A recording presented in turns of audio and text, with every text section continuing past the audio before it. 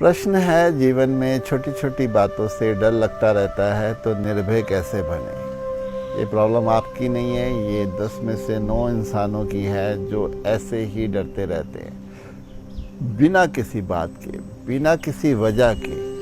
क्योंकि हमारे मन को आदत ऐसी पड़ जाती है, वो एक बार डरने की तरफ चलता है तो फिर वो हमें और डरने की तरफ ले जाता ही चला जाता है और जीवन हमारा एक डर से बैठ जाता है और हम भीतर ही भीतर डरपोक होने लगते हैं। लेकिन यहाँ पर हमें कुछ चीज़ों को अप्लाई करना पड़ेगा। सबसे पहले मैं कहूँगा अपने अनुभवों को, कि हम अपने पिछले पास्ट की लाइफ में देखें कि हम बहुत बार डरे हैं, लेकिन वो डर की ना कोई वजह थी ना कोई कारण था, वो सिर्फ हमारी कल्पना मात्र थे।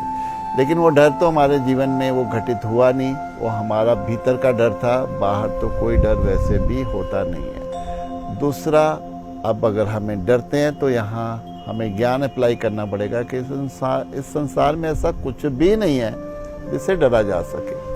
क्योंकि अगर हम किसी वस्तु को खोने से डरते हैं तो वस्तु तो एक दिन खो ही जाएगी।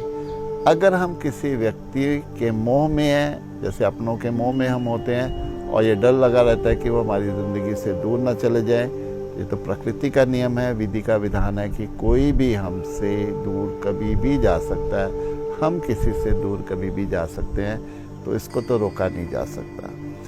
तीसरा, यहाँ पे मैं कहूँगा कि हम अगर ध्यान अपने जीवन में लेके आते हैं तो हम सत्य के साथ जीना शुरू कर सकते हैं।